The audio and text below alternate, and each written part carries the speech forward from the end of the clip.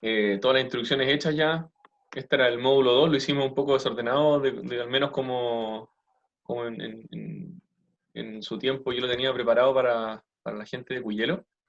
Y esta era la unidad 2 que se llama porcentaje y fracciones. Está separado en tres partes, en porcentaje y fracciones, reglas de tres y mezclas. Así que vamos a ver como tres mini bloques dentro de todo esto, dentro del módulo 2. ¿Ya? Esto viene como a continuación de las unidades, que fue lo que vimos la vez pasada, y es básicamente harta aritmética y según yo lo que son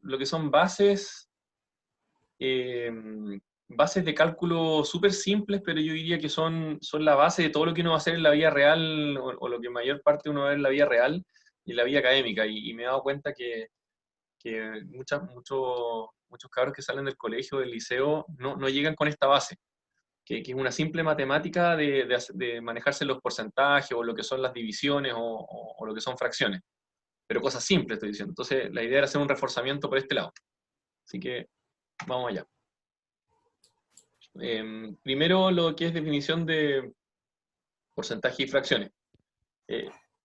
No sé si todos están claros que un porcentaje es una fracción, ¿cierto? Es un cociente, una división. Los porcentajes, fracciones, cocientes o divisiones nos ayudan a referirnos a una parte, una sección, a un subconjunto de algo mayor o principal. Siempre cuando yo tengo una fracción tengo un numerador y un denominador, o sea, lo que va arriba y lo que va abajo. Y eso representa un algo de un todo más grande, siempre. Definición de porcentaje, número o cantidad que representa la proporcionalidad de una parte respecto a un total, que se considera dividido en 100 unidades, en el caso de porcentaje. Tenemos otros cocientes que son también muy conocidos, además de porcentaje, que me imagino que lo han escuchado, que uno se llama ppm, hay otro que se llama ppt, que es partes, en inglés, T de thousand, partes por mil, creo que lo hablamos la vez pasada. Sí, Y, sí, sí. ppm. ¿Cómo? Los Sí, ppm. hace referencia a los ppm. ¿Lo han escuchado, cierto? Sí. ¿Qué? ¿Sí? Sí. ppm sabe lo que es, ¿no? Sí, ¿Partes por millón o Partículas por... partículas por millón. Sí, partes por millón, que es similar a porcentaje.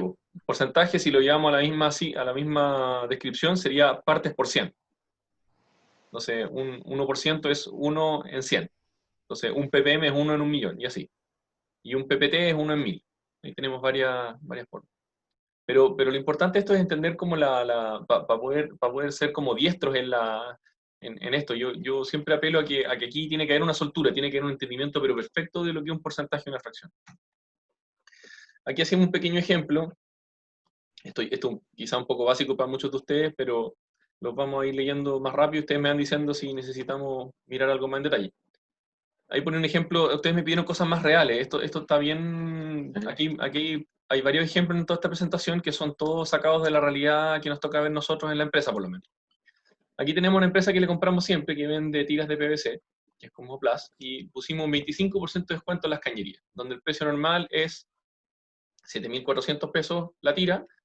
Tenemos 5 tiras, tenemos que pagar 37.000 pesos, y vemos qué es lo que significaría dividirlo en porcentaje. O sea, el 100%, que es el total que me correspondería pagar en condiciones normales, es 37.000 pesos. Ese es el 100%. Por lo tanto, lo que me toca pagar es el restante, ¿cierto? El 100 menos el 25, que es 75%.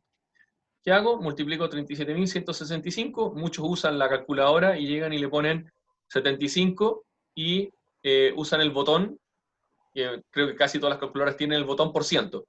No sé si ustedes lo usan o lo ubican. Yo no. ¿No? Algunas veces. Ya. Que bueno, yo tampoco lo uso nunca, no me gusta, pero mucha gente lo usa, y ahí encuentro que es bueno entender qué es lo que hace ese botón. Ese botón lo único que hace es dividir por 100, automáticamente. Entonces, si multiplico esto por 75 y lo divido por 100, me va a dar este número, ¿cierto? Y es lo mismo que multiplicar por 0,75.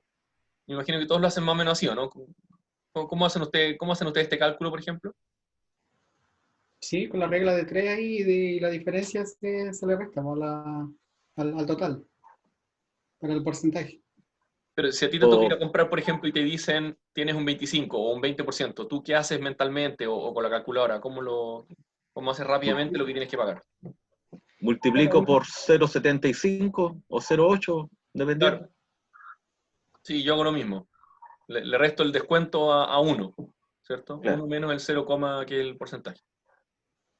Todos se manejan más o menos en eso, ¿no? Sí. Ya, esto va a pasar rapidito entonces, porque esta primera parte es un poco de eso. Y aquí tenemos el descuento, ¿cierto? Multiplicando por 25% o por 0,25, que es lo mismo, tenemos el porcentaje que se me descontó. Aquí vamos a explicar brevemente qué es lo que es un porcentaje y lo que hablábamos recién, ¿cierto? 87%, este símbolo tal cual, hay que entender qué es lo que significan los símbolos, tal como dijimos en la serie de unidades, la letra K minúscula, que mucha gente cree que significa kilogramo u otra cosa, la K significa kilo y kilo significa 1000, nada más. Aquí el porcentaje también tiene un significado súper concreto y nada más que 1 dividido 100. Esto es todo lo que significa la letra, perdón, la sigla porcentaje, 1 dividido por 100. Entonces 87 por ese símbolo, simplemente dividirlo por 100. Y me queda eso. Y la otra forma de lo que hablábamos recién, ¿cierto? Es corriendo la coma. Esto yo también lo recomiendo mucho. O sea, cada vez que yo vea este símbolo, la coma donde estaba, que estaba en este punto, la muevo 2 lugares a la izquierda. Y esto es una regla bien rápida que es bueno, yo por lo menos se la traspaso a la gente que no se maneja mucho para que lo usen así, que corran al tiro la coma 2 veces a la izquierda y les queda al tiro un número que puedes meter a la calculadora sin miedo y sin temor a equivocarse. Y ahí vamos tirando ejemplos un poquito más entretenidos. Aquí tenemos, por ejemplo, un porcentaje de avance en la instalación de piping que había que hacer. Se nos encargó a los operadores de la planta de Cardonal de Acuachile, se nos encargó instalar 50 metros de la línea de succión de la bomba del estanque de pulmón y 12 metros de línea para la descarga, o sea, son 62 metros totales. Ahí está el total a instalar. Ese sería nuestro total, ¿cierto? 100% o 1, si nos vamos a la regla anterior. Entonces, ¿qué es lo que tenemos instalado? Esto es un dato. Ya instalamos la descarga de la bomba. Y además habían instalado 25,2 metros de la línea de succión. Por lo tanto, lo que ya está instalado es 12 más 25,2 es 37,2 metros instalados de un total de 62. ¿Qué es lo que falta por instalar? La diferencia. Y ahora lo vamos a hacer con fracciones, ¿cierto? 62 en 62 es mi 100, o 1. Es un 100. Sí. ¿Cierto? Entonces, esta es una forma que igual hay que verla, entender al tiro que esto es el 100%. Y luego aquí se puede enredar un poco, donde 62 sigue siendo el 100% y 37,2 es lo que yo ya llevo instalado o fabricado. Entonces, este sería un porcentaje, este número por sí mismo sería el porcentaje que ya llevo avanzado. Lo que me falta, obviamente, es la diferencia, que es la pregunta. Entonces, 62 menos esto me da 24,8, y esto dividido por 62, y hay calculadora nomás, y 0,4. Y 0,4, si entendimos bien lo anterior, sabemos todos que esto es 40%, ¿no? 40%. Y por deducción nos dice, ok, entonces si me falta el 40, yo lo que llevaba era el 60, o sea, 37,2 metros de 62 es el 60%. Y aquí hay otra forma de hacerlo, ¿cierto? 62 en 62, esto lo repliqué aquí, esto es lo mismo, y trabajé con números enteros en vez de fracciones. Entonces 62 en 62 es 1, y 37,2 en 62 lo divido, calculadora nuevamente, y me da 0,6. Y aquí se ve como más clara esta frase, ¿no? El 100% menos 0,6, que es lo que llevaba realizado, es el 40% final. Aquí tenemos la explicación, el 100% pasa a ser 1, por lo que la resta entre 100% y el porcentaje nos da el resto. 12% es 0,12, 29% es 0,29. Si por ejemplo me llegan 12 pernos de anclaje, de un total de 18, mi pedido eran 18 y me llegan solamente 12, uno puede decir ciúticamente, jefe, me llegó el 66,7% de la orden, que sería algo bien ridículo de decir, ¿no? Yo creo que nadie se expresa así. Pero más de alguno podrá de repente hacer esto. 2 en 18, que es 12 lo que me llegó de los 18 que encargué, lo simplifico, divido por 2, me da 6 novenos, y lo divido por 3 y me da 2 tercios. Pero sí podría decir, oye, recibí 2 tercios de la orden, ya no suena tan empelotado, ¿cierto? Yo creo que alguien podría llegar a decir, oye, me llegó solamente 2 tercios del total. Pero yo creo que es bueno hablar en estos términos y poner un poquito más numéricos para las cosas. Con todo lo anterior, esto me gusta recalcarlo, es fundamental entender completamente la matemática que rodea los porcentajes. Y hago hincapié mucho a esto, y a entender que esto es esto, ¿cierto? que 100% es 1 y que 87% es 0,87 y así. Entonces, creo que es bueno que a todos se les grabe, y no les digo solamente a ustedes, sino que me refiero en general a la gente que me ha tocado a mí viendo, a los operadores que me toca ver, que salen muchos de liceos técnicos, otros de colegio, otros de liceos no industriales, que entiendan esta parte, porque la verdad que en la pega se usa muchísimo, y si no les gusta o no los usan en la pega, seguro que les va a tocar usarlo para su sueldo, para el cálculo de imposiciones, para leyes laborales, o para lo que sea. O sea, esta cuestión nos va a rodear toda la vida, nos gusta o no nos gusta. Está en un crédito de lo que sea, crédito hipotecario, de consumo, de la caja, lo que sea. Entonces, siempre es bueno manejarse y volverse ducho en los porcentajes, no aprenderse el botón de la calculadora. Yo por lo menos lo considero esencial. Y por eso lo destaco harto.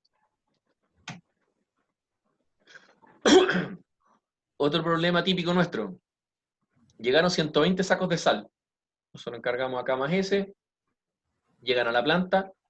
Y obviamente uno no puede sacar el pallet al tiro, entonces uno empieza a usarlo. Y a lo que uno va utilizando los sacos, que están todos apilados, empezamos a rechazar. Porque encontramos algunos que están rajados, otros que están contaminados. Y encontramos que 24 sacos estaban malos.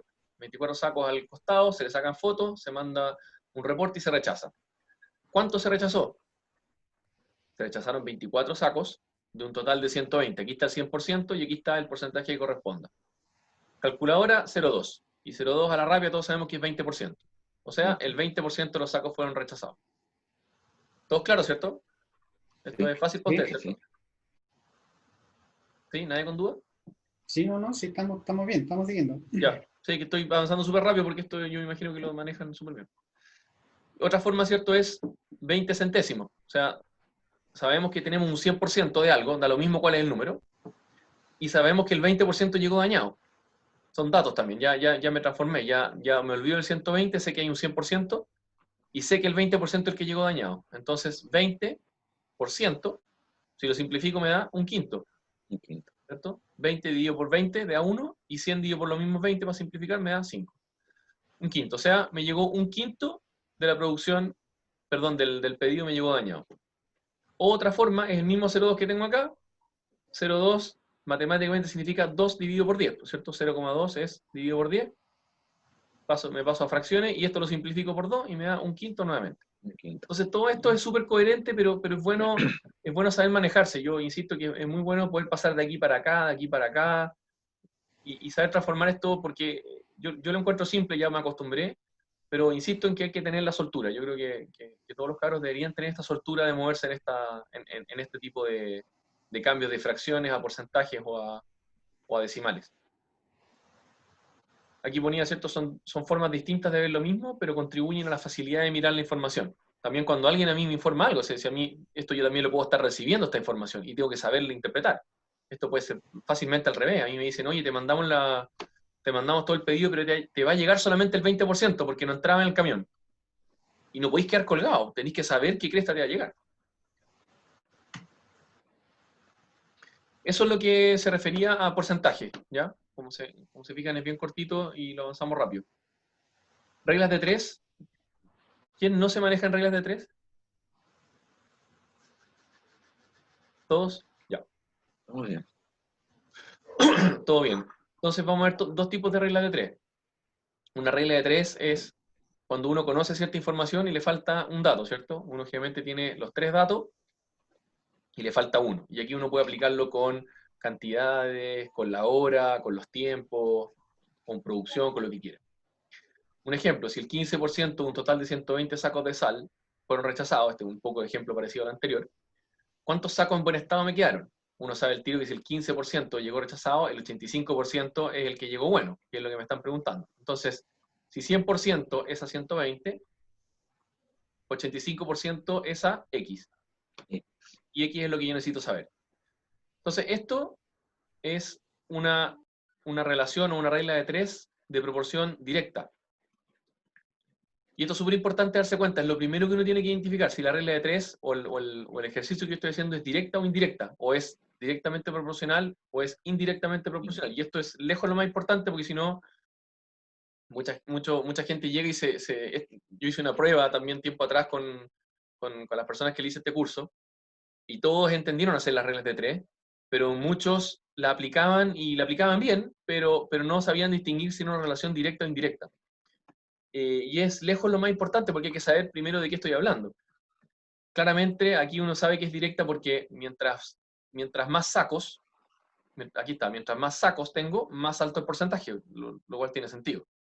Pero ya vamos a ver una relación indirecta donde claramente no es el caso. Tenemos la forma de cálculo que todos la conocen, ¿cierto? Se multiplica cruzado y despejamos la x. Tengo 100 por x que queda acá, 85 por 120 que está acá. Simplifico, puedo transformar los valores. Ya vimos que 85% es lo mismo que 0,85, 100% es 1, y el resto es matemática, ¿no? Todos saben resolver ecuaciones de una incógnita, ¿no? Me imagino que Sí. los estudiantes también, ¿cierto? No, Ahí está el no, problema.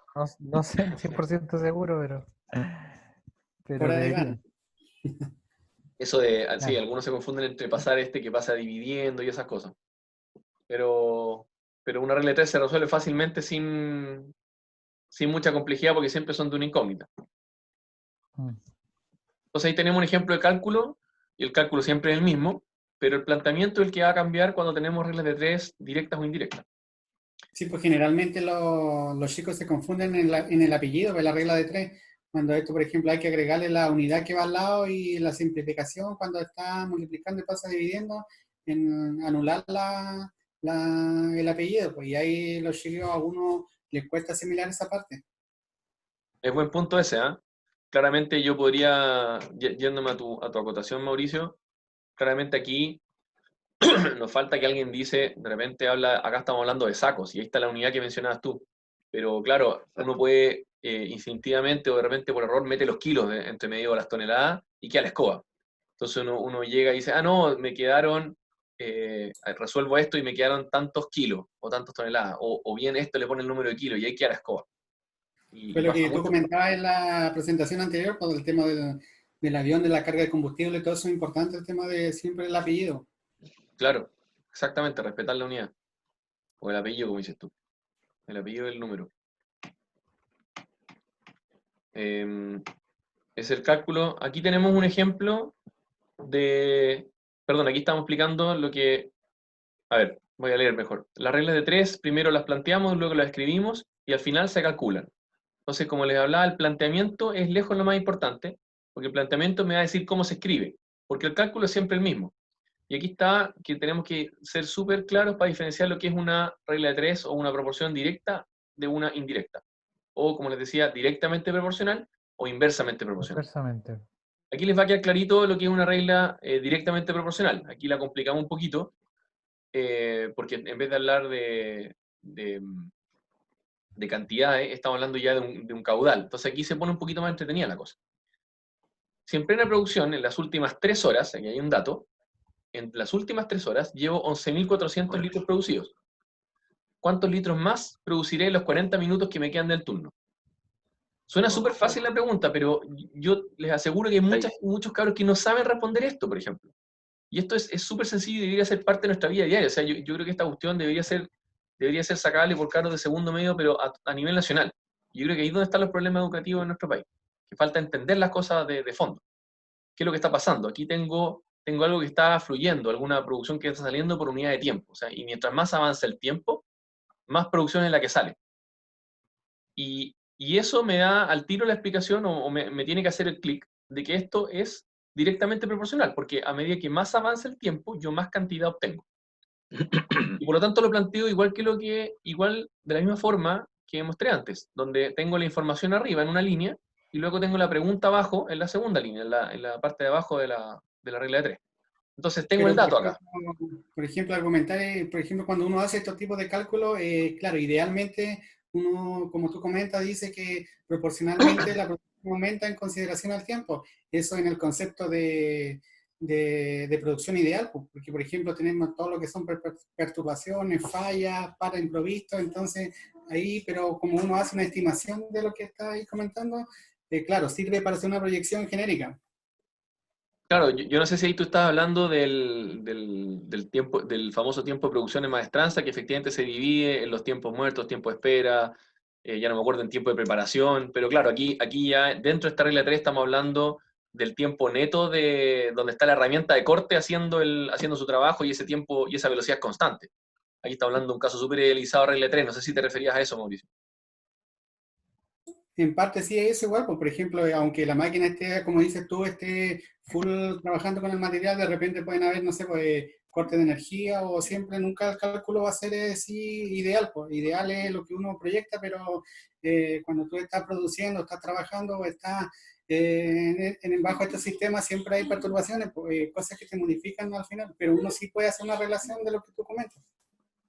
Sí, es cierto lo que señalas, pues aquí claramente, o sea, ¿qué es lo que haría yo, por ejemplo, si yo soy la persona que tiene que resolver esto, que esto es una pregunta de supervisor o de cliente, esto es un clásico que nos pasa a nosotros, y te preguntan, oye, ¿cuánto más vaya a producir? Te quedan 40 minutos y tenés que llenar un camión, y nosotros estamos entregando hielo todo el día.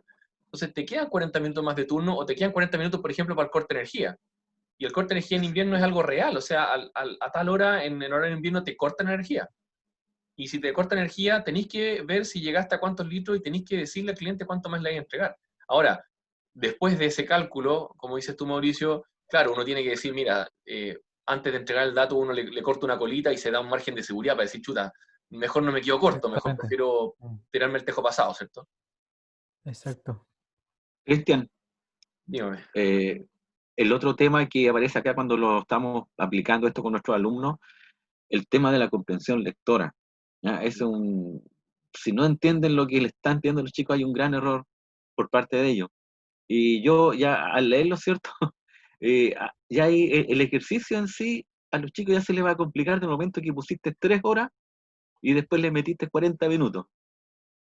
Te aseguro que si lo trabajáramos con nuestros alumnos, no se molestarían en hacer la transformación de hora a minuto, por el tema que no entienden lo que están leyendo. Es una falencia del sistema educativo. Claro, yo no sé si ahí es buen punto ese, es súper cierto. Yo de repente las tomo por sabidas y claro, como decía también Mauricio, si uno es cuidadoso, se da cuenta al tiro que aquí hay un problema, ¿cierto? Es lo que mencionas tú, Juan Carlos. A uno tiene que saltarle esto. Si uno es riguroso, uno tiene que decir, oye, espérate, yo no puedo calcular nada aquí hay un problema. Tengo que hacer un cambio y luego calcular. Pero concuerdo contigo, Juan Carlos, efectivamente, quizá también uno es donde tiene que suplir estas cosas, porque quizá yo al pasar recojo el guante. Si yo tengo que hacer después esta presentación, que así la tenía más o menos parecida, la modifiqué un poco nomás para esta ocasión, pero si yo la tenía así para gente que sabemos que el sistema educativo nos lo entregó sin una buena capacidad o sin una buena comprensión lectora, quizás yo debería ir más allá, transformar esta diapositiva en 2 o 3, agregarle un par de dibujos y agregar unos pasos intermedios. Es un muy buen punto. Lo que pasa es que igual me pasaba a mí, por ejemplo, los años anteriores que uno partía obviando algunas cosas.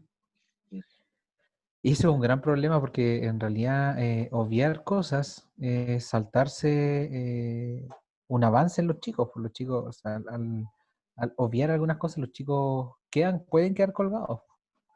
Y si quedan colgados en el inicio, de ahí en adelante va a ser peor. Entonces eso es como una de las cosas que uno tiene que va mejorando al menos. Yo lo he ido mejorando con el tiempo, es tratar de partir desde lo más básico y aún así me cuestiono si es lo básico o no. Sí, es un buen Sí, alcance. muchas veces uno da Exacto. por sentado que lo que uno está explicando es súper simple, pero no se da cuenta de repente que la persona que está recibiendo la información, como dice Diego, de repente uno omite cosas que uno cree que la otra persona va a saber, y no es así. La mayoría de las veces la persona cuando entra a una nueva área, es natural que no conozca todo el proceso, pero uno como lleva una mecánica de tanto tiempo constante, entonces de repente da por hecho que la persona sabe eso y no es así. De repente uno comete esos errores y de repente la falla o no sé, o el tema de la desviación se incrementa. Sí, es un buen punto y mucho, sobre todo cuando no hay confianza en la sala o está el temor al ridículo, prefieren quedarse callados y hacen tiempo en su Claro, pues, cabeza. y se van con la duda a la casa. Mm.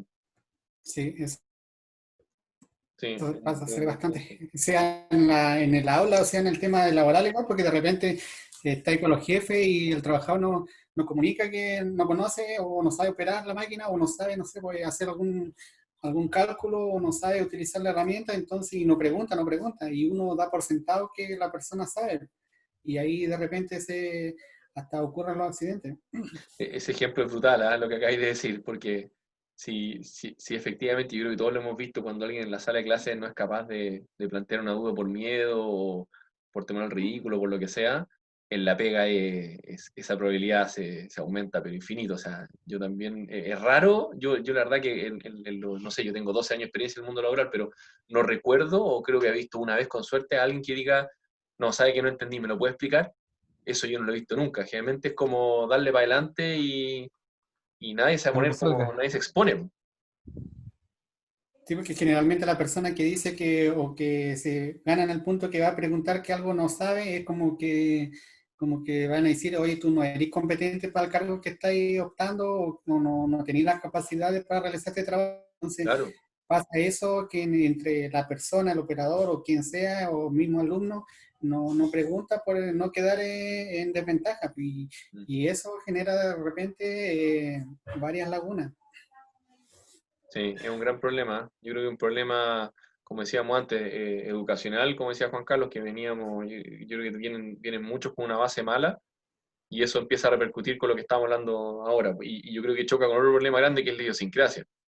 Yo sé a ciencia cierta que otros países más desarrollados tú no tenías miedo a decirle nada a nadie, o sea, y nadie te va a ridiculizar tampoco, porque simplemente es como normal saber, y es normal increpar a tu jefe, por ejemplo, decirle, oye, no, eso está malo. Yo tampoco he visto, no sé si a usted le ha tocado ver a alguien que le diga, no, jefe, usted está equivocado, o sea, usted es como un suicidio acá. En nuestra idiosincrasia no lo permite simplemente. No, carta de amonestación de inmediato. Claro, Claro, o es desvinculado a la persona, pues cuando hace un comentario de esa característica y la forma no apropiada, más encima de, sí, como dice, te amonestan o te desvinculan, pues te aíslan. Y claro, como tú supuestamente el cargo que tienes es superior al que te están cuestionando, tienes esa libertad, pero cuando uno aprende de esos errores va creciendo y va fortaleciendo tu liderazgo y también con las acciones que va conllevando se realizan de forma más segura. Pero la sí. idiosincrasia de nuestro país y el tema del bullying te hacen esa presión que uno queda omitido.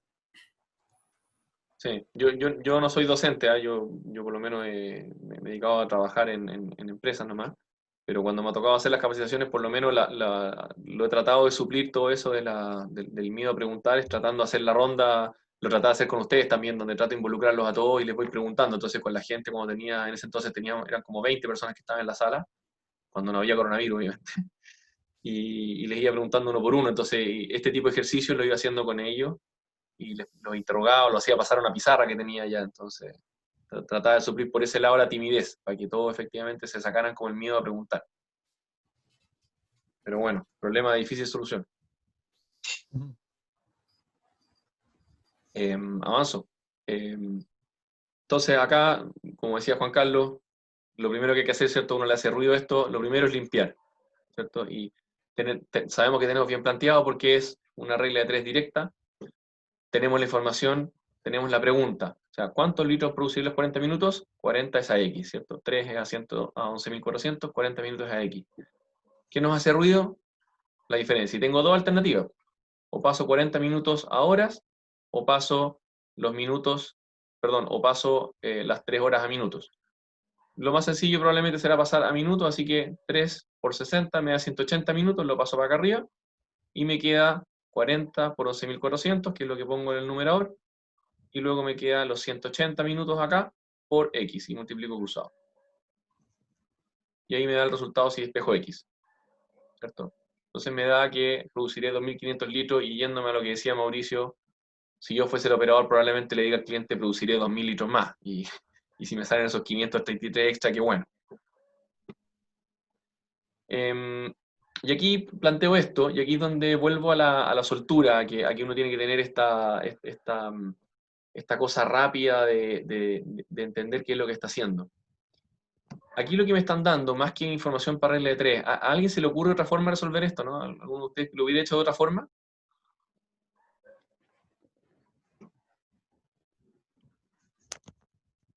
¿A quién se le ocurre otra forma de enfocar esto o de resolverlo? Generalmente uno se habitúa a, esto a responder así con el cálculo con regla de tres. Uno ya está mecanizado a utilizar esa manera de cálculo. Pero a lo mejor alguna otra persona, no sé, harán como una estimación, un acercamiento, algo. Hay una forma que es irse un poquito más y yo creo que si fuese operador yo me trataría de ir por ese lado y empezaría, si nos vamos ya a lo que, al rubro que estoy haciendo, trataría de empezar a tabular las velocidades.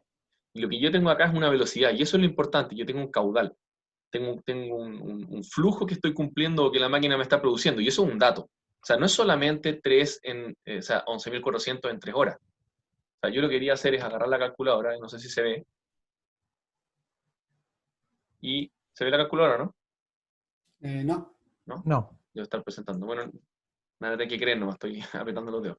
Entonces hago 11.400, que son los litros, y los divido por 3, que es el dato, y me da 3.800. Entonces yo con eso sé que estoy produciendo 3.800 litros hora. O también lo puedo pasar a minutos. Y eso lo divido por 60, y me da 63 litros minuto. Entonces yo por último puedo anotarme ese dato, o puedo saber también y acostumbrarme que estoy trabajando a 63, o lo redondeo para abajo, como decías tú, Mauricio, a 60 litros por minuto. Claro. Entonces, y eso también lo puedo ir haciendo a lo largo de mi turno, a lo largo de mis días laborales, lo que sea. Entonces yo ya tengo, pero lo importante es manejar que lo que tengo acá, la información que tengo aquí, es el caudal. Y eso es lo clave. Esto es un caudal.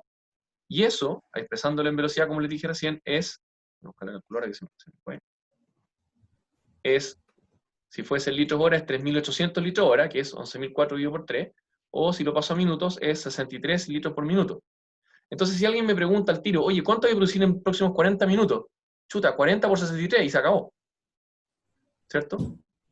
También lo puedo hacer con regla de 3, puedo 63 es a 1, como X es a 40. ¿Sí?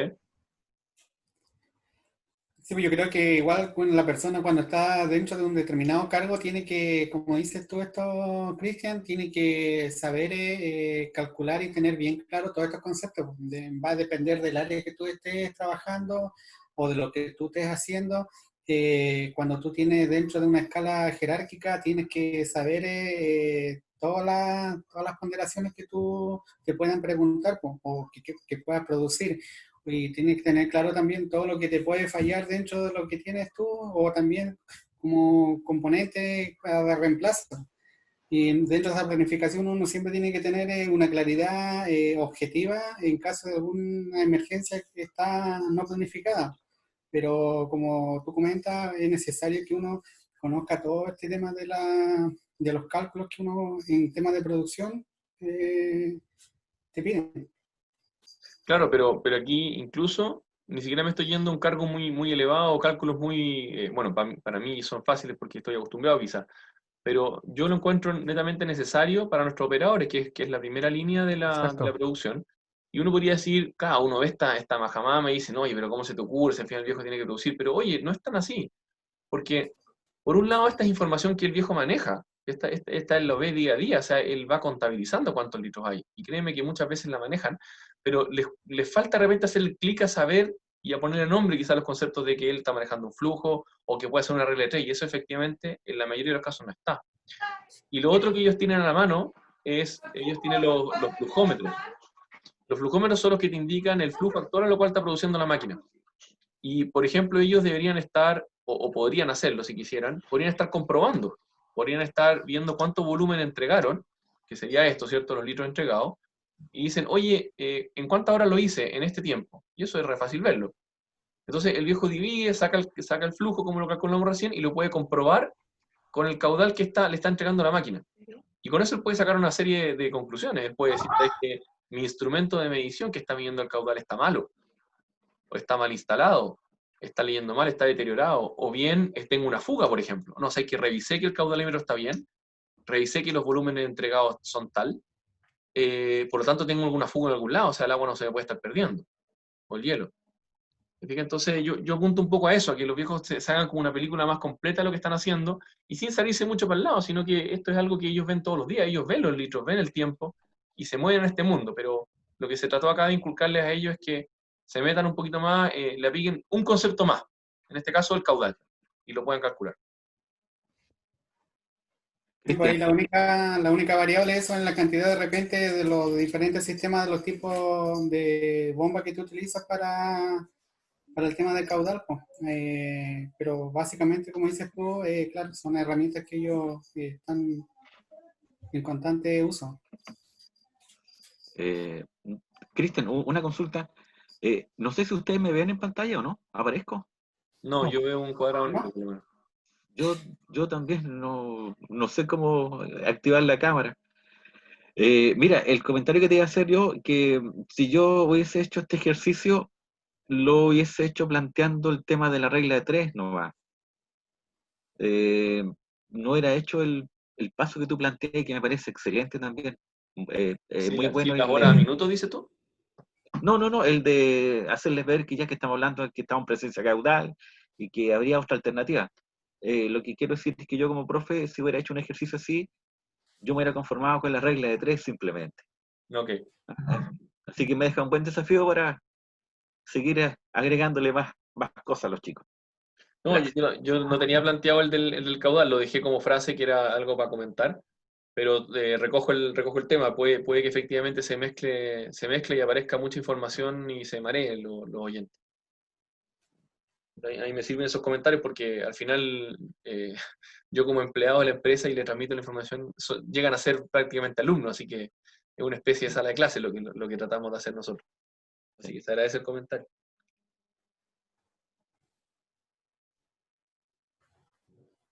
Vamos a ponerle aquí, no complicar el ejercicio. No, si es bueno complicarlo. Es bueno plantear los desafíos. Puede quedar como opcional para los más, porque nos faltan Sí, también los más avanzados, que quedan con gusto a poco. que quede como un reto para los que entiendan más.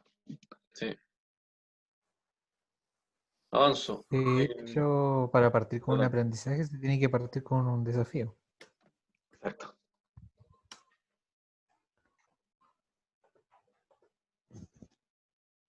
Entonces, y aquí planteamos, a diferencia del anterior, que teníamos Hola. ¿Perdón? Ah, pensé que estaba hablando. A diferencia del anterior, que esta era una regla de tres directa, ¿cierto? Porque sabemos que mientras más tiempo va a transcurrir, nuestra máquina más va a producir, eso es algo obvio, pero hay que entenderlo y plantearlo así. Pero si tenemos un ejemplo distinto, y aquí hacemos un ejemplo de proporción indirecta, aquí puse uno de nosotros, pero yo creo que el más, uno de los mejores ejemplos que el que uso yo cuando explico esto ya más en la pizarra, qué sé yo, hago el de una casa. Entonces cuando uno dice, mira, hay que dos obreros se demoran un mes en hacer una casa. Eh, y les preguntas después, ese es el dato, ¿cierto? Dos obreros se demoran un mes en hacer la casa. ¿Cuánto se demoran 7 obreros? Y queda la escoba, porque se ponen a tirar reglas de tres y les da que se mueran como 8 meses, entonces claramente es un problema. Pero esa es una mejor relación de una regla indirecta, porque les puedes decir al tiro, pero ¿cómo? O sea, te agregué gente y te vas a demorar más. No puede ser. O sea, mientras tú más recursos le añades al problema, en este caso, porque cada obrero es un recurso que va a producir cada vez más. Por lo tanto, la casa debería demorarse menos. Entender eso es la base para entender una regla de tres indirecta. Acá tenemos, por ejemplo, a un cliente nuestro que en una planta nos exigen el recambio de todo el piping y que cambia inoxidable. Y aquí tenemos dos operadores, se demoran en hacer esa pega 12 días. Entonces yo digo, chuta, me quiero demorar menos. ¿Cuánto tiempo tomaría hacer el mismo trabajo, pero con 3 personas más? O sea, con 5. Entonces, ¿cuál es el dato? 2 personas se demoran 12 días. 5 personas, y esa es la respuesta que yo quiero saber. Entonces, claramente la planteo al revés, ¿cierto? Planteo cruzada la información y cruzada la respuesta, y la forma de cálculo es la misma. Es multiplico cruzado, 5 por x es igual a 2 por 12, y el 5 pasa dividiendo, y nos quedamos con esto. Insisto, voy pasando esto súper rápido porque yo sé que ustedes se manejan en esto. ¿Ya? Planteamiento es distinto, el cálculo es igual.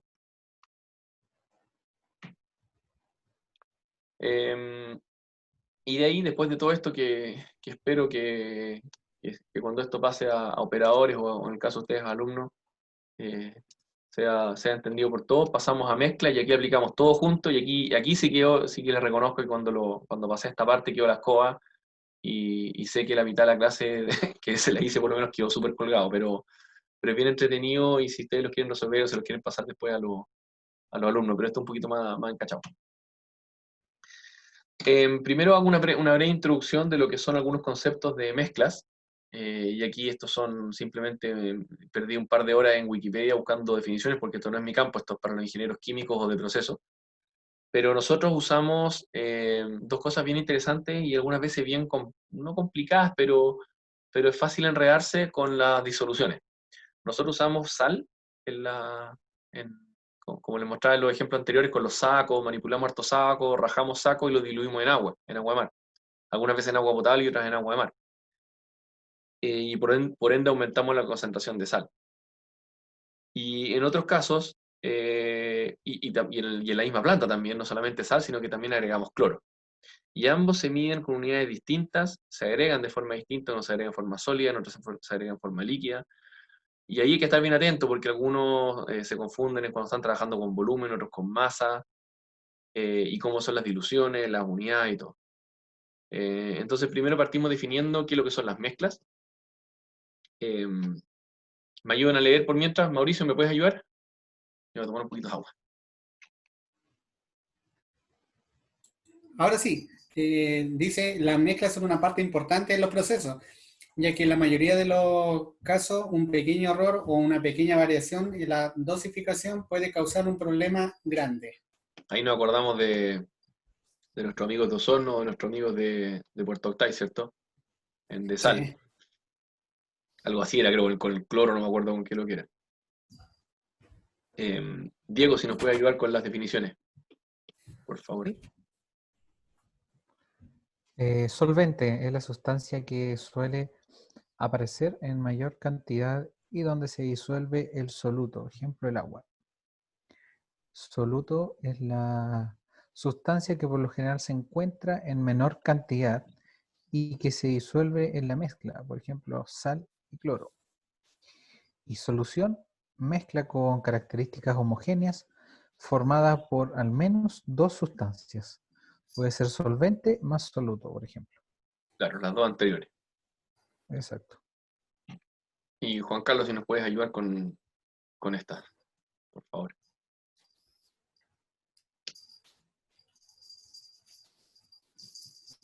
¿Está con el micrófono apagado, don Juan? Su micrófono apagado. Se fue Juan Carlos. Se fue a hacer el café. Leo yo. Ahora sí, no. Ahí Sí. está. Es que no sé, es que no me veo en la cámara, estoy medio complicado hoy día. No, pero Repito. está bien. Don Juanito, la parte inferior ahí por ejemplo, lo que muestra la pantalla, si usted asoma con el clic, con el puntero, hay una parte al lado del micrófono que dice detener video o cuando uno dice iniciar video, ahí usted tiene que apretar y ahí queda impecable. Ya, voy a leer entonces. Concentración de la solución. La relación que existe entre la cantidad de solvente y la cantidad de soluto. Detengámonos ahí un poquito. Concentración de la solución entonces sería cuánto de esto hay dentro del total, ¿no?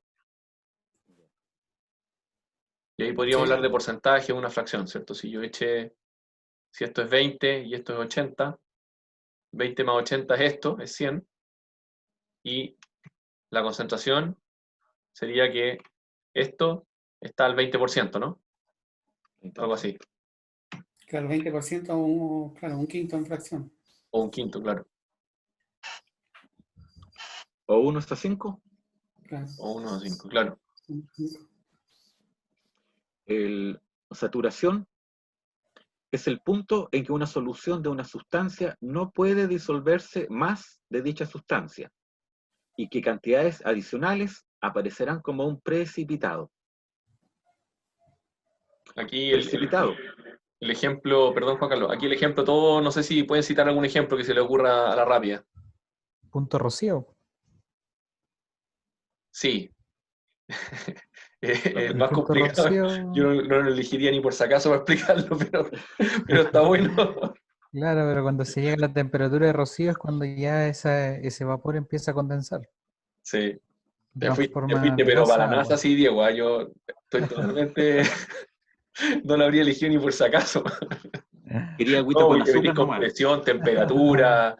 No, ahí te fuiste, pero claro, Fue lo primero que se me ocurrió, hay como 4 variables ahí para hacer condensación. claro, Pero sí, podría ser, claro, se satura, pero también tiene que ver la temperatura y la temperatura que está afecta y exacto. se afecta con la presión. Yo te iba a citar uno más simplecito, sí, pues yo te iba a citar cuando uno es chico o también algunos grandes, que le echan, en el caso de los niños le echan mucho azúcar a la leche o al colacao, y en el caso de los grandes le echamos mucho azúcar al café, ¿o no? Claro, Y en un punto que se satura esa mezcla, po. podías agitar con todas tus ganas, y cuando ya le echaste suficiente azúcar, No se va a eh, disolver. no se va a disolver. Y eso es porque la solución está saturada. Y Mm. todo lo que no se disolvió es efectivamente llamado precipitado. Precipitado es el sólido que se produce cuando el solvente no acepta más soluto y al no poder ser disuelto, dicho soluto forma el precipitado, Claro, ¿cierto? el conchito del azúcar. Exactamente. Ahora, esto es un poquito más complicado porque cuando uno se mete a la teoría, uno puede ver cuánto es el máximo. Nosotros nos manejamos un poquito en el de la sal y ya sabemos más o menos cuánta sal aguanta el agua de mar. El agua de mar ya trae un porcentaje que es aproximadamente 3,5 y nosotros le echamos un poco más. Pero también tiene un punto de saturación. Uno puede echarle sal infinita hasta que se empieza a conchar, como diría en buen chileno, pero en realidad es un precipitado y es porque la solución se saturó. En el caso de la sal en el agua, es conocido y está científicamente comprobado que la saturación es del 36% más o menos. Pero nosotros no hemos llegado nunca ni cerca de 36 porque es bajo condiciones súper, súper ideales. Tiene que estar el agua a cierta temperatura. Cuando tú bajas la temperatura, los puntos de saturación es menor. Cuando tú aumentas la temperatura, el punto de saturación es mayor. Tú puedes meterle más solvente. Espérate, no, voy a hablar bien. Tú puedes meterle más soluto al solvente. Puedes concentrar más la solución. Y eso afecta, como les decía, la temperatura y además la agitación. Si tú no agitas, obviamente también es más difícil lograr ese punto. Nosotros en la práctica, para que se hagan una idea, nosotros llegamos a 25%, cuando el agua está a 10 grados Celsius más o menos ambiente, 10, 15 grados, y le echamos sal a raudales, porque tenemos un salmuerador, tenemos un equipo donde nosotros echamos sal y lo saturamos de adrede, esa agua no supera el 25% de concentración, y la sal se precipita y se junta en el fondo, y una solución saturada.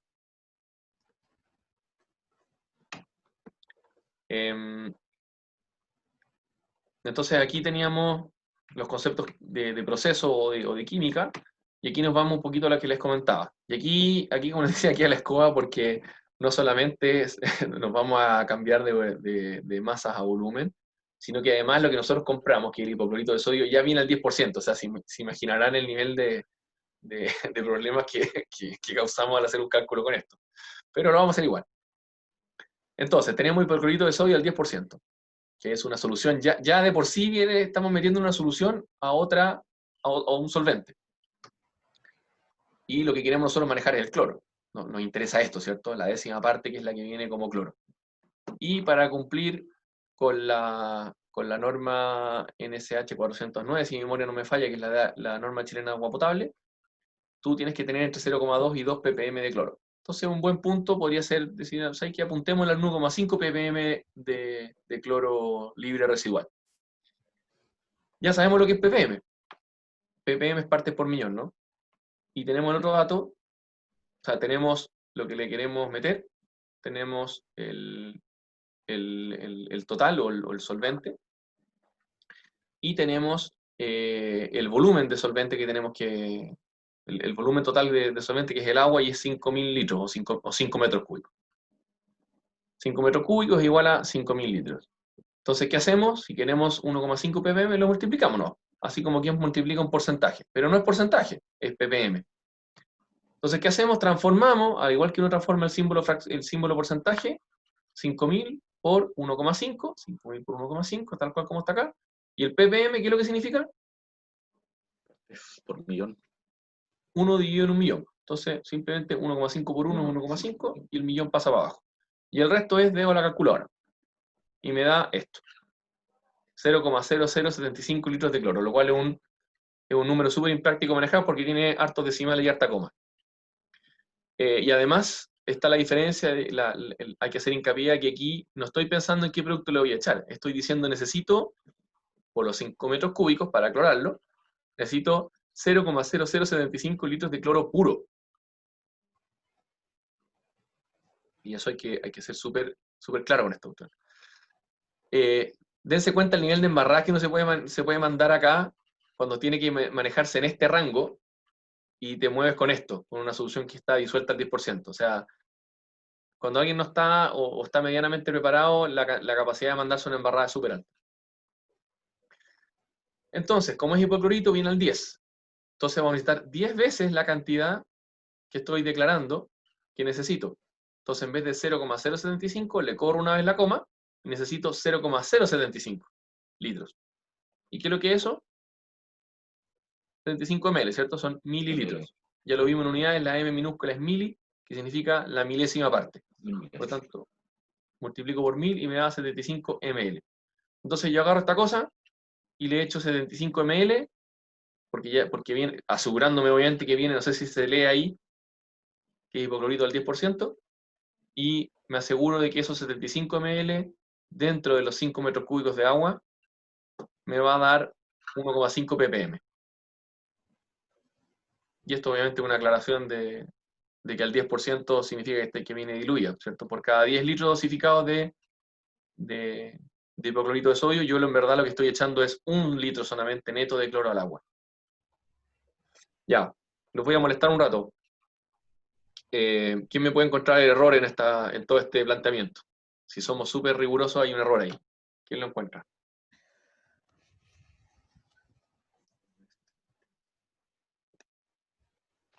Esto salió en la revista, esta revista Acuicultura, ¿cómo se llama? Ay, no la revista Aqua, pero en la Mundo Acuícola. Salió en un número del mes pasado, me gustó mucho, y salió con los Wellboat. No sé si conocen lo que es un Wellboat, todos. No, yo no. ¿Un Son, Wellboat? ¿ah? ¿Un Wellboat, Transportador de dijo? alimentos. Un wellboat, sí. Un wellboat es un barco que Sí, transporta transporta peces alimentos. vivos. Entonces, en vez Pero de bueno, claro, cosecharlo, peces. los transfiere desde la jaula, los succiona y los tira al wellboat. Entonces tú no cosechas no matas los pescados cuando los sacas de la jaula, sino que los trasladas al wellboat. El wellboat Ujú. transita con los pescados vivos en agua, obviamente en agua, si no se morirían, Ajá. y los traslada hasta un centro hasta una planta que tenga una succión para pasarlo a planta y ahí matarlo, ahí faenarlo. Entonces hay ciertas normas que tú tienes que obedecer, que son normas de animal welfare, creo que se llama, que son de bienestar animal, hay normas de cernapesca, qué sé yo, y además hay buenas prácticas que tú puedes tener como empresa. Entonces te dicen, mira, ¿sabes qué? Cuando tú transportes pescado, porque el pescado tiene en la jaula, en el centro de acopio, perdón, en el centro de cultivo, hay cierta cantidad de peces por cierto volumen de agua, que es al final la jaula, la malla, ¿cierto? Y cuando tú los metes al wellboat, generalmente el wellboat es más chico, porque la verdad que el wellboat es carísimo, entonces tú maximizáis el wellboat, tratáis de tirar la mayor cantidad de peces o de kilos de pescado. Entonces el dato que tú tienes es la cantidad de peces que quieres transportar y tienes el espacio o volumen neto del wellboat. Y el error de lo que hacía hincapié en la revista era un dato muy choro, y yo no me imaginé que ese error se daba, que aquí está el error en todo caso en mi ejercicio, pero es insignificante, pero en el caso de la industria acuícola se daba. Y es que cuando tú agarras el volumen de pescado y dices, ya sabes qué, yo voy a inventar el número, ponle que el wellboat tiene 100 metros cúbicos de volumen, de capacidad, y yo voy a meter el equivalente, lo voy a tirar al tiro volumen, por lo que tengo 75 toneladas estoy inventando todos los datos, por lo que tengo 75 metros cúbicos de pescado. Entonces uno estaría tentado a decir, efectivamente metí 75 metros cúbicos de pescado en los 100 metros cúbicos de wellboat. Y no es tan así. Porque depende cómo yo haga la matemática, me voy a equivocar en agarrar el total. Me explico. Si yo agarro 100 dividido 75, perdón, 75 dividido 100 me da 75%. Entonces yo sé que si meto los 75 metros cúbicos de pescado dentro del huelvo, me va a dar, porque el espacio es confinado, 100 metros cúbicos, me va a dar 75% de hacinamiento, que quizá lo permití o lo que yo quería llegar, no tengo idea. Pero es falso si yo llego y agarro la suma. Si yo agarro y digo, tengo 75 metros cúbicos de salmón, más 100 metros cúbicos de agua que trae el huelvo, y era el error que hacía la revista, y al parecer mucha gente lo hacía, no se daba cuenta, hacía la suma. Y dice, tengo 75 metros cúbicos de salmón, y tengo 100 metros cúbicos de agua, por lo tanto tengo 175 metros cúbicos de volumen. Por lo tanto, mi concentración o mi hacinamiento es 75 dividido 175, y eso es totalmente incorrecto. Porque lo que hizo fue sumar los dos volúmenes, y al sumarlos no te va a dar, porque el huevo se va a rebasar, ¿se entiende? O sea, los pescados, aunque yo venga lleno de agua, le voy a echar los 75 y va a rebasar 75, o sea, es como meterse una tina llena, ¿cierto? No sé si me siguieron. Sí, sí. ¿Cacharon el error entonces que tengo acá en la planilla? ¿No? ¿Me enredé la explicación? El estanque tiene 5.000 litros Claro, y le vas a añadir 75 ml. sí, Da 5.075, no sé, me perdí. exactamente. Ya está bien. Exactamente. Entonces, la solución no me va a dar, cuando yo haga toda esta El matemática, estanque lleno. todo es tan claro que al agregar 75 ml diluidos en 5.000 litros, me tiene que dar 1,5, ¿cierto? Están claros con el cálculo, ¿no? Sí. Nadie tiene dudas de esto, ¿cierto? Diego, Mauricio. No, está Ya. bien los cálculos. Todos me Muy bien. creen. Ya, hasta ahí vamos bien. Pero el detalle, que es lo que mencionó Juan Carlos, lo que pasa es que aquí estoy mintiendo. Porque cuando yo estoy metiendo los 75 ml al estanque, ya el estanque no tiene 5.000 litros. Claro, El estanque va a tener aumentando. 5.075, perdón, 5.075 litros. Claro. Entonces mi solución, mi concentración, ¿cómo lo definimos? Ahí está, claro, mi concentración de la solución, ¿cuánto es? Sin calcularlo, expresado, ¿cómo sería? Disculpa, la lluvia me impide. ¿Cuál sería mi concentración final? ¿Cómo la calculo? Expresado nomás, para no meter dedo en la calculadora. ¿Cómo la calcularían? Los 5.075 por 1,5. Es que ahí te va a dar otro volumen a meter. Pero sí, ahí podría, claro, ahí te daría otro número de litros de cloro a meter, y te daría exactamente el 1,5 ppm que dices tú, efectivamente. Sí, efectivamente, ahí te va a dar.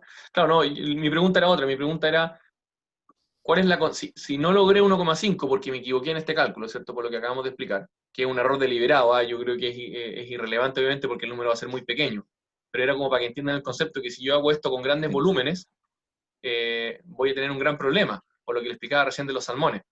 Cuando los dos Claro, números, aquí el cloro es insignificante al lado de los litros que hay disponibles, entonces la verdad es que uno le echa nomás. Da lo mismo, en 0,75 nadie los mide. tendría que tener la diferencia, por ejemplo, no ser de 5.000, pues ser 4.925, y al agregar los 0,75 ahí te daría los 5.000, pues, y con la Claro, solución perfecta. pero si yo quiero Sería lo saber mismo que cuánto me va a dar realmente, yo lo que tengo que hacer es dividir 0,075 dividido por 5.075, que es el volumen total. Y ese va a ser el porcentaje o ppm o concentración de mi solución real, porque el volumen total va a ser, hay que sumarle lo que le acabo de agregar. Pero ese es el hincapié, no sé si se entendió, ese es el hincapié que quería hacerles notar.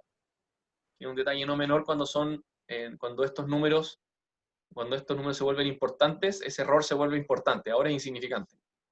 Cuando son cantidades muy grandes. Claro, aquí la relación entre el cloro y el volumen era infinita, o sea, es del orden de millones. Pero si ya estamos hablando de porcentaje de sobre el 10%, se hace relevante. Sí. ¿ya? Y lo que pasa un poco con la sal. Nosotros tampoco lo tomamos mucho en cuenta porque también lo tiramos un poco con el tejo pasado. Pero lo menciono porque ahí es donde está un poco la rigurosidad que uno tiene que tener en estos procesos químicos, por lo menos, que son simples mezclas nomás. Pero cuando ocurren cosas más complicadas, hay un gran detalle que hay que notar, ¿ya? Aquí tenemos otro, y aquí lo complicado un poquito más, que es, esto se fijan en el mismo ejercicio, pero acá este es un caso que no ocurre nunca. Aquí nunca sal nunca tiene 5 metros cúbicos quieto. Nadie tiene 5 metros cúbicos que tú lo estás usando, ni en la casa, ¿cierto? Siempre hay una llave abierta. Entonces, ¿qué es lo que pasa? Tenía un sistema de llenado que está metiendo el agua al estanque y otro sistema que está sacando agua al estanque, ¿cierto? Entonces uno nunca dice, ah, mira, voy con la tapita, esto es cuando tú así, una piscina, por ejemplo. Una piscina tú le echas esto, ¿cierto? Uno va y dosifica y el volumen no cambia, total la piscina es. Pero en la vida real, generalmente un estanque está consumiendo y al mismo tiempo tú le estás metiendo agua. Entonces, ¿qué es lo que tienes que hacer? No puedes echarle una tapita, no puedes echarle el volumen una vez, tienes que echarle un caudal. Entonces, para eso hay que conocer los flujos de entrada y de salida. Que al final entrada y salida es el mismo, porque si no habría acumulación. Entonces, de nuevo, tenemos cliente ahora está pidiendo agua clorada a 2 ppm. En vez de 1,5, vamos a aumentar un poquito la concentración. El hipoclorito de sodio es el mismo, está al 10%. Y no vamos a acumular, vamos a tener una cañería nomás. Porque al final es lo mismo que un estanque. Pues, si al mismo estanque le entran 320 litros por minuto y por abajo le sacas 320 litros por minuto, el volumen se mantiene constante y pasa a ser irrelevante. Entonces, ¿qué es lo que hago? Me pongo a clorar aguas arriba. Me pongo a clorar antes de entrar al estanque. ¿Se entiende, no? Sí. Ajá. Y así todo lo que está en el estanque llega ya clorado con 2 ppm, si hago bien el paso anterior. Entonces, ¿qué hago? Tengo ahora 320 litros por minuto, que es un dato, a ese flujo, a ese caudal se está llenando siempre mi estanque. Y tengo una bomba dosificadora que tiene esta capacidad. Tiene una capacidad de 10,8 litros por hora. Esa yo la puedo regular en realidad. Se necesitan 2 ppm, tenemos flujo de 320 litros minuto. Y lo que hago es multiplicar, igual que el ejercicio anterior, multiplico el volumen, en este caso es el flujo, por la concentración. 320 litros por minuto por los 2 ppm y traspaso todos los números que me convengan. El ppm me molesta, así que lo transformo a 1 dividido por 1.000.000. 320 por 2 dividido 1.000.000 me da eso, litros por minuto de cloro puro. ¿Sí? Lo paso ahora para que el número se agrande un poquito. Lo multipliqué todo por 60, ¿no? 60. ¿Cierto? Y me queda un número un poquito más manejable, sin tanto cero. Y luego sabemos que viene el 10%, entonces tengo que echar 10 veces esto. Multiplicado por 10, corro la coma para acá, me da 0,384 litros hora. Litros hora. Eso es lo que tiene que dosificar esta bombita. Y ahora, esta bomba está en litros por hora. Claramente esta bomba está demasiado sobredimensionada. No sé para qué puse este ejemplo, porque este era el modelo más grande, parece. Pero hay unas bombas más chiquititas, entonces yo tengo que irme a una que tenga un rango más parecido a esto, ¿cierto? Este es una dosificación bastante pequeña. Se fijan, esta bomba está claramente, yo no debería nunca usar una bomba como esta para dosificar esto, porque claramente en la perilla, en el potenciómetro, voy a estar trabajando en el, no sé, pues menos del 1% capaz. Se fijan, en menos de la décima, menos del 10% en realidad, como en la décima parte del rango, ¿cierto? Aquí si queremos ver un número más manejable, lo dividimos por 1000 y lo dividimos por minuto y nos da 6,4 ml por minuto. Hay por eso una bomba con otro, aquí tenemos un número más palpable ¿cómo decirlo? Con un rango más coherente. De hipoclorito al 10%. ¿Se entiende el ejercicio? Sí. ¿Qué? Ya. Sí, señor. Esto es lo mismo que volumen, pero con flujo. Y lo complicamos más. Vamos ahora a la sal. Nos cambiamos del cloro. La sal la medimos ya con porcentaje, no con ppm. Ejemplo, cliente pide el agua a menos 2,7 grados. Yo no sé si les comenté que nosotros le echamos sal para bajar el punto de fusión. No, Sí, la primera vez. Ya. Algo comentaste la primera no vez. me acordaba de eso. El agua potable de la casa todos sabemos que se congela a 0 grados, ¿cierto? Ese es el Sí. punto de fusión del agua normal, dulce o potable que conocemos, de lagos, de ríos y de la llave. Pero en el caso del agua de mar, el agua de mar no se congela. Si ustedes van a la Antártica o a donde sea, el hielo ese no está a 0 grados. Está a lo menos, para congelarse, tiene que estar a menos, cuando tú tienes el mar a 3,5%, eso te da como menos 2, menos 3 grados. Esa es la temperatura real de fusión, porque tiene un sólido disuelto, que es la sal. Ese sólido disuelto aquí en este caso pasa a ser el soluto, que es la sal, el solvente es el agua y la solución es el agua de mar. Y esa solución ya no es agua potable, como les comentaba recién, es una solución de agua más sal, y dependiendo de la concentración del soluto, el punto de fusión baja. Entonces, como el cliente me pidió agua a menos 2,7 grados, yo me meto una tabla que me dice que para llegar a menos 2,7 tengo que ponerle 4,5% de sal. O sea, no tengo que ponerle, tiene que tener 4,5% de sal. ¿Ya? Entonces, la saturación real de agua, que es lo que les decía antes, es 36 gramos en 100 ml. El peso de un saco de sal es 20 kilos. El estanque pulmón tiene 20 metros cúbicos de capacidad. El estanque para hacer la salmuera tiene 5 metros cúbicos de capacidad. El flujo al estanque pulmón es una bomba que bombea a 450 litros por minuto. Y el agua de mar tiene de base un 3,7. Estos son datos reales, casi todos. Entonces ya sabemos aquí que tengo que llegar de 3,7, tengo que pegarme el salto a 4,5, ¿no? Aquí ponen algunos datos que no vamos a usar para los primeros ejercicios. 8. Entonces, claro, tengo que agregarle 0,8 puntos porcentuales de sal. Aquí nuevamente vamos a estar trabajando con el error del ejercicio 1 que les mostré, con este. ¿Se acuerdan que les explicaba lo de que vamos a tomar el volumen total o el caudal total como el total? No le vamos a agregar el porcentaje para división, ¿ya? Porque es insignificante, entonces no tiene sentido complicar el cálculo. Pero es importante notar que estamos incurriendo en un error que es insignificante. Entonces, el caso 1, que es el más simple. Hagamos la mezcla del estanque pulmón. Y esto es estática. Esto es el caso, es idéntico al caso este, que es súper ficticio, porque nunca nos va a tocar, o es raro que nos toque hacerlo. Y te lo están regalando, te están dando el estanque de 20 metros cúbicos quieto, con los 3,7, y, como decía Juan Carlos, del 4,5, para llegar a 4,5 hay que agregar 0,8. ¿Qué es lo que es 0,8 en 20.000? 0,8 por 20.000 te da el 0,8 porcentaje, corremos 2 veces la coma, te da 0,08, calcula ahora, y hay que agregarle 160 kilos. Cada saco es 20, tenemos por lo tanto 8 sacos. Súper fácil, se acabó el problema. Insisto, hay un error acá, ¿cierto? Porque estamos agregándole 160 al volumen. O sea, a los 20.000 litros, estamos agregándole 0,16 metros cúbicos más, 160 litros más. Por lo tanto, el volumen real es 20.160, ¿cierto? Pero estamos claros que eso es irrelevante, es como el 0,5%. Entonces no tiene sentido meterlo en la ecuación. Es el caso 1.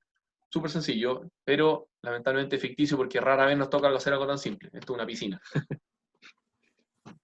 Caso 2. Vamos a usar el estanque salmuerador. Nosotros funcionamos, por lo menos en Cuyelo, en los casos donde agregamos sal se usa un estanque salmuerador. Nosotros no agregamos, el estanque pulmón que le llamamos nosotros, es el estanque de proceso, es con el cual nosotros tiramos el agua de mar lista para ser congelada en la máquina. Es como un estanque de proceso de cabecera.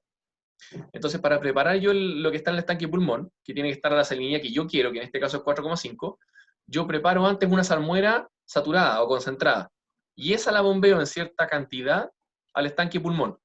Por eso que tengo dos estanques. Le llamo uno el pulmón y el otro le llamo el salmuerador, ¿ya? O estanque para salmuera, que sería este.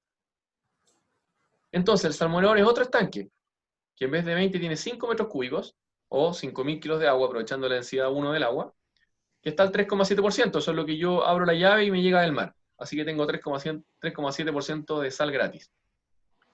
Y ahora quiero saturar esta solución. Ya dimos el dato que saturación es 36 gramos en 100 ml, o 36%, que es lo mismo. Nos vamos acá y te da 100 ml,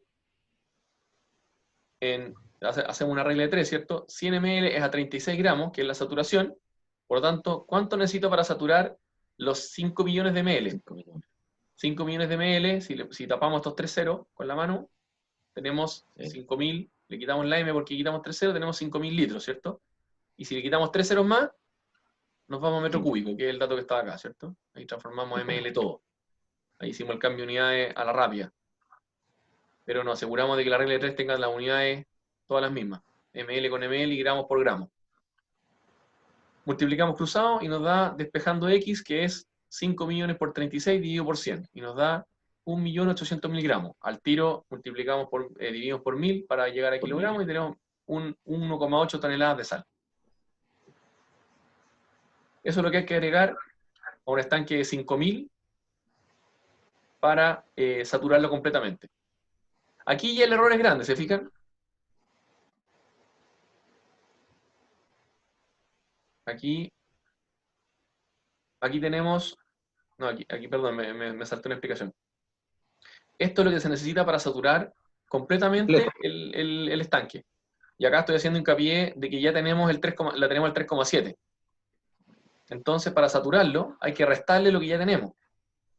¿Qué es lo que ya tenemos? Tenemos 3,7% de proporción en sal. Y eso es 3,7, 2 para la izquierda la coma, 0,037. Por el volumen, por lo tanto, ya tenemos 185 kilos de sal que venían gratis del mar. En los 5.000. Eso ya estaban. Entonces, ¿cuánto hay que agregar? Los 1.800 que calculamos, menos lo que ya teníamos. 185. Claro. Y ahí me da el total a agregar. Y eso son 80 sacos y 3/4 saco. Eso es lo que hay que echar y con eso yo me aseguro de saturarlo. Aquí el error... Disculpa, ¿los sacos de cuántos kilos son? De 20. Gracias. 20. Aquí tenemos entonces lo que hay que echar en sacos, que este es un cálculo que podría hacer un operador cuando quiere saturar el estanque. Nuevamente le insisto que este es un ejemplo ideal porque no se da. Y además contiene el error, esto es importante sacarlo, el error de que estoy agregándole 1.800 kilos. Esto ya es, si lo llevamos a volumen, que no es exacto la densidad 1, pero es parecido, tenemos 1.800 dentro de 5.000 es un número significativo, ¿cierto? Esto es más del 20% del volumen total que le estoy agregando. Entonces, el estanque, si bien no va a rebasar, porque siempre tengo un espacio más, voy a agregarle 1.800 kilos a los 5.000. Por lo tanto, mi volumen total, ¿cuánto va a ser, más o menos? Cerca de los 7.000. 6.800. De 1.800. Entonces, mi dilución final va a ser de 1.615, que es lo que voy a echar realmente. Perdón, y mi volumen total es 6.615, ¿cierto? Este más este, no 1.800. Entonces, en realidad lo que voy a estar diluyendo en 1.615 dividido 5.615. Esa es la dilución real que va a haber de sal. Nuevamente, no me quise meter en esto, se los comento a ustedes, que es el error que está implícito en todas las fórmulas, pero no me quiero meter ahí porque creo que se va a complicar un poquito más. Y no me gusta por lo menos explicarlo así, porque al final el resultado en la parte práctica es básicamente, en estos casos no es grave, y el resultado es prácticamente el mismo porque la sal se usa igual. Y estamos siempre sobresaturando. Y luego tenemos entonces una solución de agua completamente saturada. Tenemos nuestro salmuerador saturado. Continuamos. Ahora resumamos qué es lo que tenemos por ordenarnos. Tenemos un estanque pulmón con 20 metros cúbicos de capacidad que tiene solamente agua de mar al 3,7.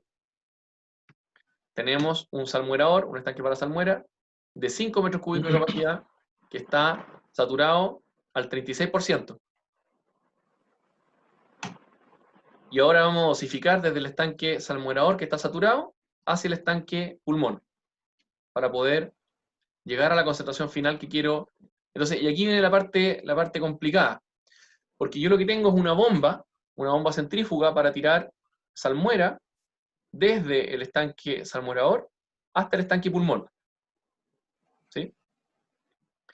Y esa bomba yo debería regularla, si es que tengo variador de frecuencia, o si tengo un caudalímetro o un rotámetro, un instrumento, ¿cierto?, que me restringe el flujo, o con una válvula, voy restringiendo, voy estrangulando, y voy a reducir, por lo tanto, el caudal que va a pasar desde el salmuerador al pulmón, porque si dejo pasar todo si dejo la bomba a lo que salga, probablemente me voy a pasar, y el pulmón me va a quedar con mucho más de mi objetivo, que mi objetivo es, ¿se acuerdan? 4,5%.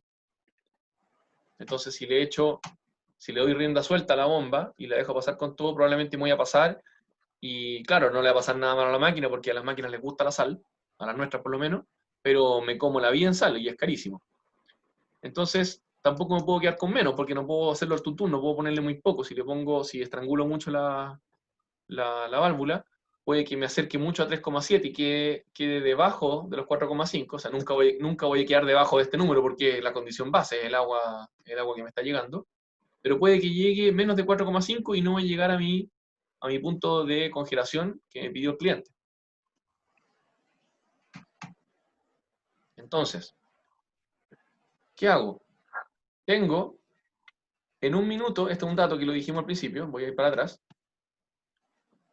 Teníamos el dato de que el flujo al estanque pulmón es 450 litros por minuto, ¿cierto? Se me está alimentando a esa razón. Y está llegando a 3,6, está llegando a una concentración de 3,7%. Entonces, ¿qué es lo que voy a hacer acá a la derecha? Voy a sacar acá los caudales másicos o flujos, pero solamente de sal pura, como si fuese como separado, no sé si me entienden. Cuando yo estoy metiendo una solución acá, que viene el agua de mar, vienen 450 litros, pero no vienen 450 litros de agua pura, ¿cierto?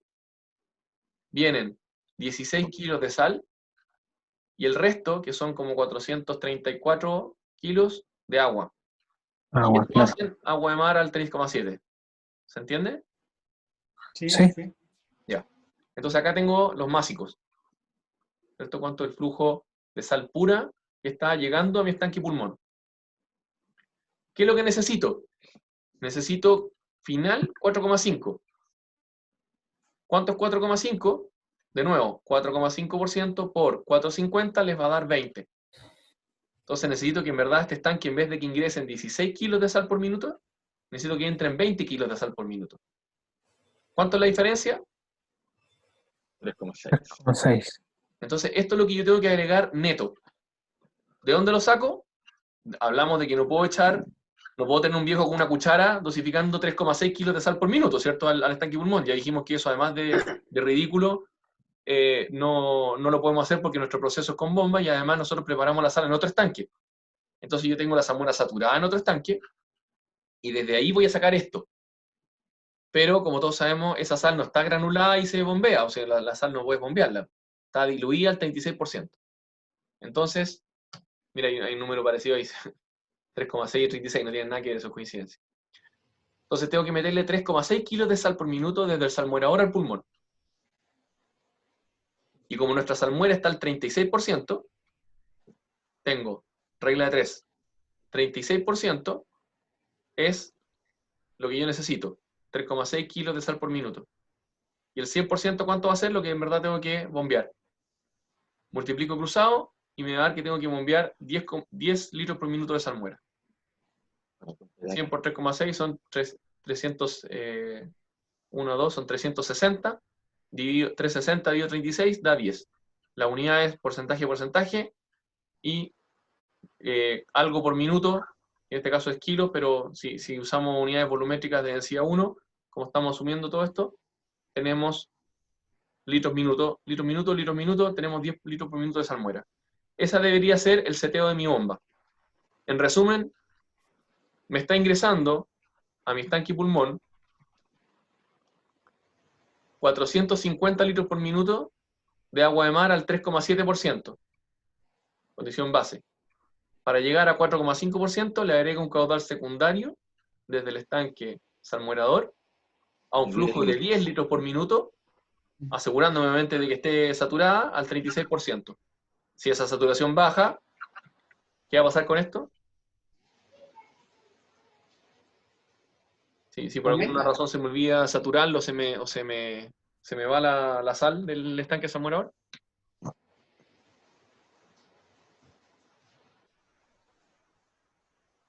No va a estar al 4,5. ¿Cómo?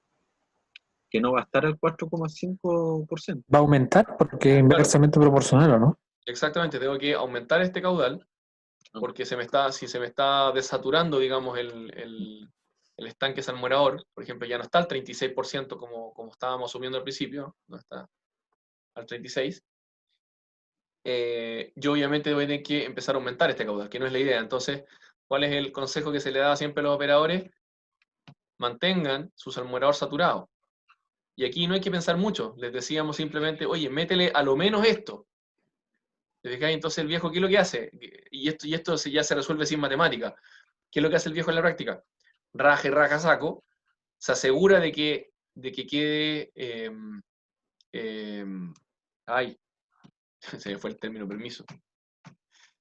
Que quede precipitado abajo, en buen chileno que quede algo aconchado abajo, y si el viejo sabe que hay sal no disuelta en el fondo, él sabe que está saturado y sabe que está al 36. ¿Te fijas? Entonces es una condición súper buena para, sin hacer matemática, si yo veo sal en el fondo, está al 36. Está saturado. Claro, haya poca o haya mucha. Entonces es una regla súper fácil para tener información. Ahora, cuando no hay, tengo la duda. O sea, puede haber 36 o menos. No lo sé hasta medirla. Pero habiendo precipitado, ya sé que está al menos, o sea, no al menos, está siempre al 36. Y ahí me aseguro que todo lo demás para adelante está bueno. Porque puedo seguir bombeando con tranquilidad lo que calculé. Y puedo setear mi rotámetro o mi bomba o mi variador de frecuencia, lo que yo quiera, y dejarla fija bombeando esto y sé que me va a dar como cierto el resultado que yo estoy buscando. ¿Ya? La forma inversa de calcular esto sería 10 litros por minuto, lo multiplico por 0,36, que es, perdón, por 0,36, que sería la concentración, y eso va a ser el flujo neto de sal, que va a ingresar el flujo neto de kilos de sal que va a ingresar al pulmón. ¿Ya? Y eso lo puedo disolver en el total y me tiene que dar 4,5%. ¿Alguien tiene una duda, no? No, está bien, está bien la explicación y los comentarios igual acotados al tema sobre todo cuando se aumenta del tema de la cantidad de litros y la cantidad de kilos, que en algunos casos cuando la concentración es poquita es despreciable, pero ya cuando hay más, ahí se vuelve un factor. Ahora, en esto esto no es como que los agarramos del cuello a los viejos y dijimos, no, tenéis que aprenderte esto tampoco, porque como pasa muchas veces, la gente se acostumbra y cuando esta se vuelve una condición, o cualquiera en realidad, aunque les cambien el punto, ¿qué es lo que ocurre? Esto se los cuento, ¿qué es lo que en la realidad pasa? En la realidad pasa que nadie hace un cálculo, obviamente, y los viejos se dedican a saturar, y se acostumbran a trabajar tranquilos, que es una buena práctica, donde tú saturas y te aseguras de que además para el resto de tu turno o para el turno siguiente, no vas a tener que estar preocupado porque saturaste harto. Entonces, es súper, ¿cómo se dice?, práctico hacer eso. Y por otro lado, tienes que esto tampoco lo calculan, a pesar de tener un rotámetro o tener una bomba o muchas veces un variador. ¿Qué es lo que hacen? A prueba y error. Entonces, le suben o le bajan o abren o cierran la válvula de paso de la salmuera, y con eso te aseguras, van revisando cuánto les va quedando la concentración final en el pulmón. Y luego el viejo le encuentra el punto, le encuentra el ángulo a la válvula y dice, ok, aquí es.